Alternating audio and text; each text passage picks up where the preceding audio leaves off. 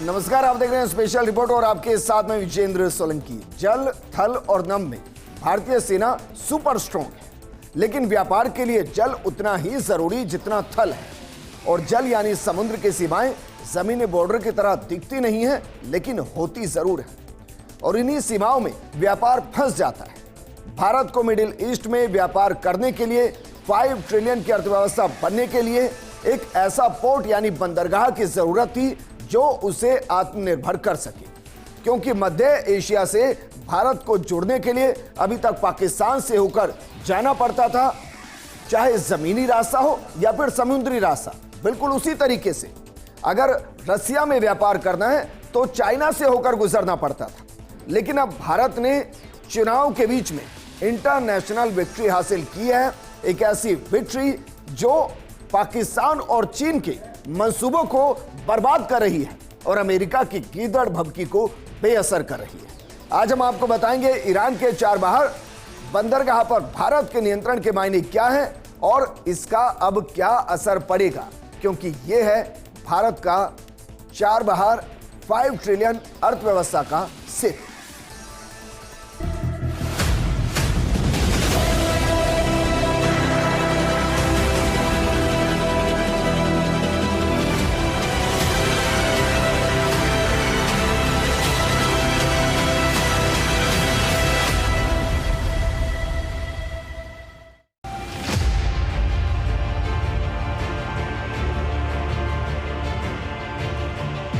मोदी की इंटरनेशनल सफलता, पाकिस्तान चीन को दी शिकस्त।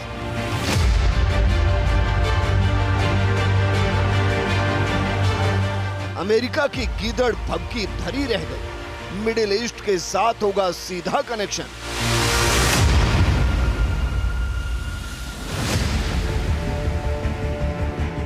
अटल बिहारी का सपना मोदी कर रहे पूरा, चुनाव के बीच में इंटरनेशनल विक्ट्री।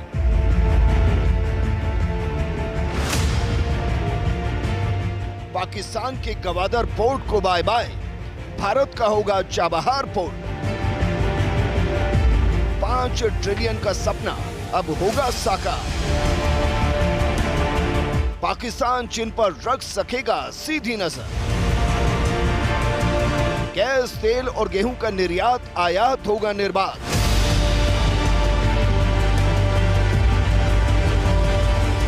मिडिल ईस्ट के मेजर मिनरल पर बढ़ेगा फोकस, क्योंकि भारत का 10 साल तक रहेगा चाबहार पोर्ट, 5 ट्रिलियन का सेतु।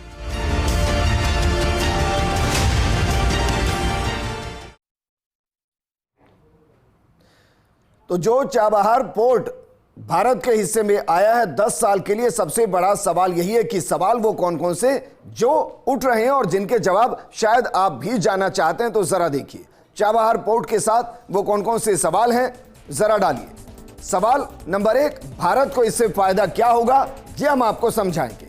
सवाल नंबर 2, चीन को जवाब किस तरीके से दिया गया है, ये भी हम आपको समझाएंगे।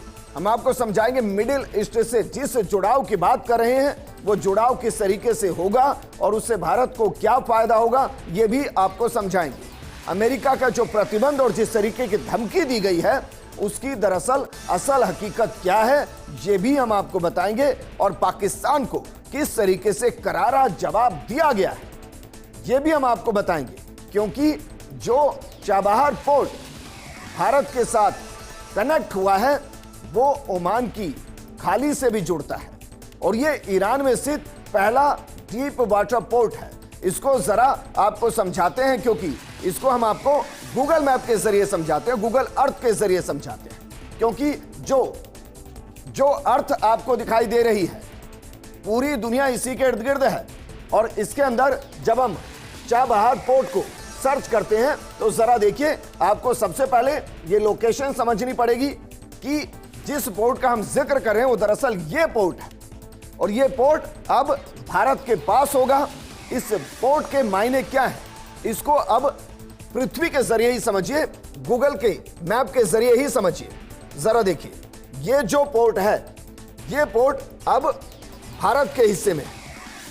इस पर अगले 10 साल तक भारत का नियंत्रण रहेगा। और क्यों ये कहा जा रहा है कि इसके भारत के कब्जे में होने की वजह से, या कहें कि 10 साल तक भारत के कंट्रोल में होने की वजह से क्या फायदा होगा, इसको जरा समझिए। क्योंकि अभी तक जो भारत फंसा हुआ है मिडिल ईस्ट के साथ, जो व्यापार नहीं कर पा रहा है, उसको समझने के लिए आपको यह समझना पड़ेगा कि फिलहाल भारत की स्थिति क्या है। देखिए, ये पूरा भारत, अब इसको अगर रूस के साथ व्यापार करना है तो उसको चीन से होकर गुजरना पड़ेगा, और उसको गुजरने के लिए दो स्थिति है। पहली, या तो वो एयर कनेक्टिविटी से जाएगा या दूसरा जमीनी रास्ते से जाएगा, और ये दोनों ही स्थिति उसके लिए मुश्किल है। लेकिन वापस आइए, अगर अब भारत को मिडिल ईस्ट के साथ कनेक्ट होना है, यानी कि आपको Ukraine, Romania, Belarus, Poland, Austria, France, Italy, Portugal, इनके साथ अगर कनेक्ट होना है, कजाकिस्तान के साथ कनेक्ट होना है, सीरिया, इराक के साथ कनेक्ट होना है, ईरान के साथ कनेक्ट होना है, अफगानिस्तान के साथ कनेक्ट होना है, तो फिर भारत को पाकिस्तान से होकर जाना पड़ता। और पाकिस्तान से होकर जाने के लिए भारत के साथ सबसे बड़ी समस्या कि भारत के साथ अभी तक जो डील हो रही थी वो, और जो व्यापार हो रहा था वो दरअसल व्यापार हो रहा था इस पोर्ट के जरिए, और इस पोर्ट के जरिए जो ग्वादर पोर्ट है, इस ग्वादर पोर्ट के जरिए अभी तक व्यापार हो रहा था। लेकिन क्योंकि ये पाकिस्तान के एरिया के अंदर आता है और इसलिए पाकिस्तान ने यहां से व्यापार की पाबंदी लगा दी। व्यापार की पाबंदी लगाने की वजह से काफी ज्यादा नुकसान भारत को हो रहा था, क्योंकि बहुत सी चीजें ऐसी हैं जो भारत निर्यात करता है और बहुत सी चीजें ऐसी हैं जो भारत आयात करता है। और इसलिए इसके जवाब में भारत ने किसको लिया? चाबहार को। यह लगभग 120 किलोमीटर के बीच की दूरी है, लेकिन इस 120 किलोमीटर के बीच की दूरी से ग्वादर का जवाब चाबहार से दिया गया है भारत की तरफ से। और उसके पीछे की एक और वजह है, दरअसल ग्वादर पर जो मैक्सिमम इन्वेस्टमेंट की गई है वो मैक्सिमम इन्वेस्टमेंट चीन की तरफ से की गई है, और यहां चीन के जहाज मौजूद होते हैं, और जो भारत के लिए व्यापारिक दृष्टिकोण से सही नहीं। लेकिन अब सवाल यह कि चाबहार जो अब भारत के पास 10 साल तक रहना है, उसका असर क्या होगा। देखिए, एक तो गल्फ ऑफ ओमान, जब आप इसको मैप को फिर से जरा समझेंगे तो गल्फ ऑफ ओमान, और इसके अलावा एक जिसका जिक्र हम करें और जहां से भारत बाकी व्यापार करता है, गल्फ ऑफ एडन। दरअसल यहां से जब आते हैं तो भारत व्यापार यहां से भी कर सकता है, लेकिन यहां होती जो बड़ी समस्या है, और उस बड़ी समस्या की वजह से जो भारत के यहां से जहाज जाते हैं उनको लूट लिया जाता है।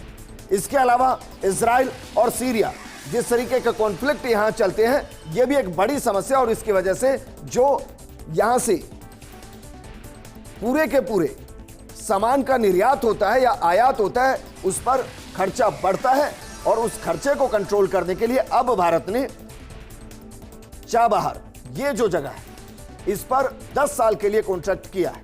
सोचिए, देश में चुनाव चल रहा है और चुनाव के बीच में इंटरनेशनल विक्ट्री भारत ने हासिल की है।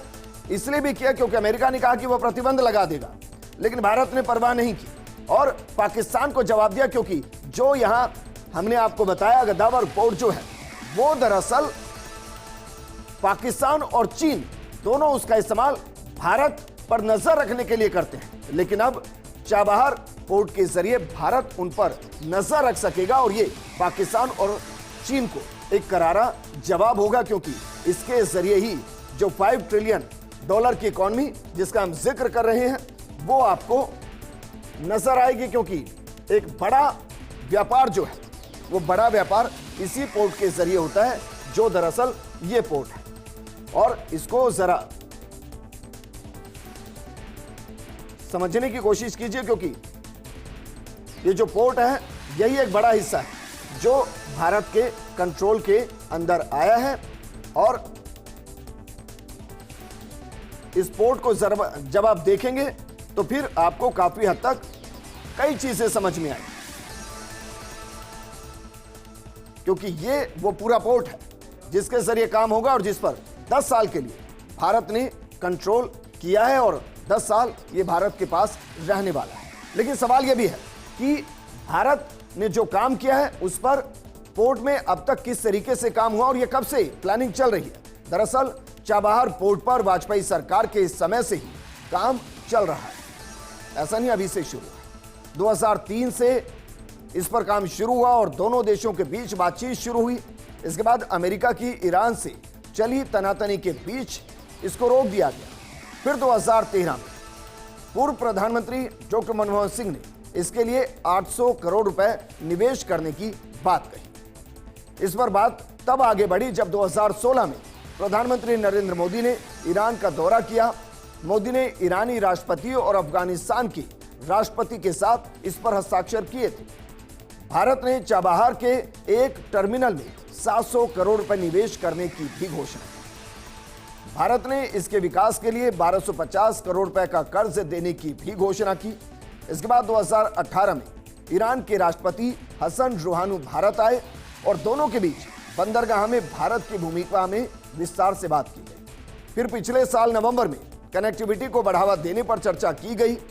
विदेश सचिव विनय क्वात्रा ने ईरानी विदेश मंत्री हुसैन अमीर के साथ चर्चा की। चाबहार को विकसित करने वाली भारतीय कंपनी IPGL के अनुसार बंदरगाह के पूरी तरह विकसित होने पर इसकी क्षमता 82 मिलियन टन तक हो जाएगी। इसे ईरान के बंदरगाह अब्बास बंदरगाह से भीड़ कम करने के राहत मिलेगी। इसी के साथ इससे नई तकनीक से बने होने के कारण यहां माल की आवाजाही आसानी से हो सके। लेकिन चीन और पाकिस्तान पर नजर कैसे रखी जाएगी? दरअसल भारत ने 5 ट्रिलियन इकोनॉमी का जो सपना देखा है उस दिशा में आगे बढ़ने के लिए ये पोर्ट काफी अहम है। इस पोर्ट से Bharat, Iran, Afghanistan, Armenia, Azerbaijan, रूस, मध्य एशिया और यूरोप के साथ सीधे व्यापार कर सकता है। Chabahar port international north south transport यानी कि INSTC कॉरिडोर जोड़ता है। INSTC रूस से शुरू होता है जो अजरबैजान के रास्ते ईरान को जोड़ता है। INSTC के जरिए रूस और सेंट्रल एशिया के देश अपना व्यापार बढ़ाना चाहते हैं। अब भारत 30 दिन के अंदर अपना पूरा सामान यूरोप पहुंचा पाएगा। इसका एक और फायदा है, चीन और पाकिस्तान पर नजर भी रख पाएगा। चाबहार पोर्ट और पाकिस्तान के गद्दावर पोर्ट के बीच की दूरी लगभग 170 किलोमीटर है। फिलहाल गद्दावर पोर्ट पर चीन की मर्जी चलती है, कहीं मनमर्जी चलती। चाबहार में ज्यादा इन्वेस्टमेंट करने से भारत को एकाधिकार मिल जाएगा और भारत यहां से पाकिस्तान पर सीधी नजर रख पाएगा।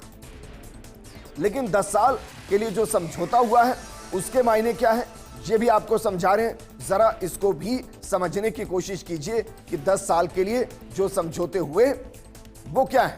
भारत ने चाबहार में शाहिद बेशती पोर्ट 10 साल के लिए लीज पर लिया है और इस पोर्ट का पूरा मैनेजमेंट अब भारत के ही पास रहने वाला है। भारत को अफगानिस्तान और सेंट्रल एशिया में व्यापार करने के लिए नया एक रूट मिल गया और ऐसे में भारत को पाकिस्तान की जरूरत अब बिल्कुल भी पड़ने वाली नहीं है। अभी तक इन देशों में जाने का रास्ता पाकिस्तान से था, जो हमने गूगल अर्थ के जरिए आपको समझाया भी। डील के तहत भारतीय company India port global limited 120 crore से ज्यादा का खर्च करेगी। भारत में ने चाबहार में शाहिद के साथ जो शाहिद बेहतशी ये पोर्ट है जिस पर भारत ने 10 साल के लिए कॉन्ट्रैक्ट किया है। लेकिन हमने 5 सवाल आपको दिखाए थे कि भारत को क्या मिलेगा, जवाब कैसे मिलेगा और कैसे 5 ट्रिलियन की इकोनॉमी होगी, ये भी आपको बताएंगे। चाबहार पोर्ट भारत का 10 साल के लिए हो गया है और इससे 5 ट्रिलियन इकोनॉमी के रास्ते खुल गए हैं। लेकिन भारत को और क्या फायदे होंगे ये आपको बताते हैं। पहले सरकार का ऐसा कोई प्लान नहीं था। सरकार अफगानिस्तान को कनेक्ट करना चाहती थी। सरकार ने वहां डायरेक्ट रेल प्रोजेक्ट के लिए काफी इन्वेस्टमेंट किया जिसका सामान पाकिस्तान के गद्दावर पोर्ट से होकर जाता था। बाद में पाकिस्तान ने अपना पोर्ट भारत के लिए बंद कर दिया जिससे सामान अफगानिस्तान के साथ बाकी देशों में जाना बंद हो गया और इसके बाद भारत को ईरान के चाबहार पोर्ट का सहारा दिखाई दिया। Chabahar port international north south transport corridor को जोड़ता है। INSTC रूस से शुरू होता है जो अजरबैजान के रास्ते ईरान को जोड़ता है।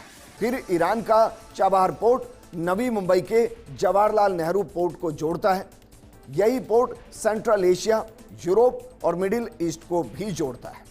वहीं अगर बात करें चीन के बेल्ट एंड रोड प्रोजेक्ट को ये कैसे मात देगा, क्योंकि एक बड़ा प्रोजेक्ट है चीन का और उसके जरिए विस्तारवादी सोच को चीन आगे बढ़ा रहा है। लेकिन ये प्रोजेक्ट कैसे उसको मात देगा, देखिए। चीन का पाकिस्तान के गवादर पोर्ट में भारी इन्वेस्टमेंट है और ग्वादर पोर्ट में चीन की मर्जी चलती है और हम कह रहे हैं उसकी मनमर्जी चलती है। इसी का विकास भारत को ईरान का चाबहार पोर्ट दिखाई दिया कि विकल्प के तौर पर उस पर काम किया जाए और यहां से भारत दोनों देशों पर नजर भी रख सकता है और यह महत्वपूर्ण है।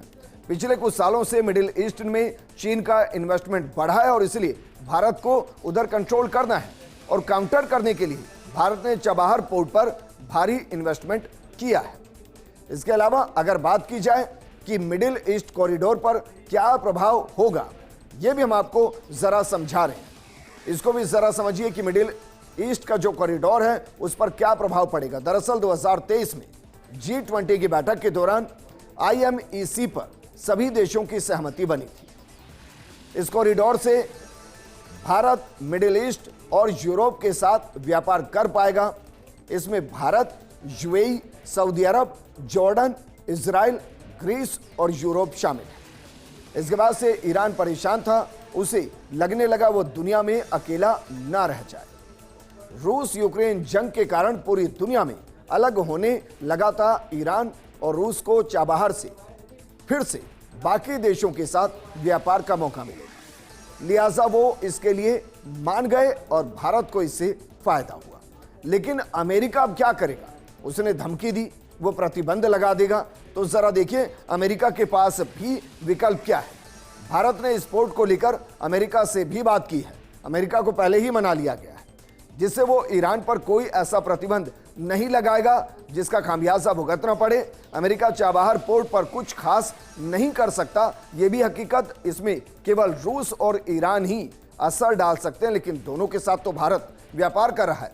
हालांकि कई सारे देश अमेरिका प्रतिबंध के कारण इन्वेस्टमेंट नहीं कर पाएंगे, यह भी सच्चाई है। लेकिन धीरे धीरे जब ये पोर्ट भारत के कंट्रोल में आएगा और भारत इसको संचालित करेगा तो फिर वो भी धीरे धीरे इन्वेस्टमेंट करने लगेंगे।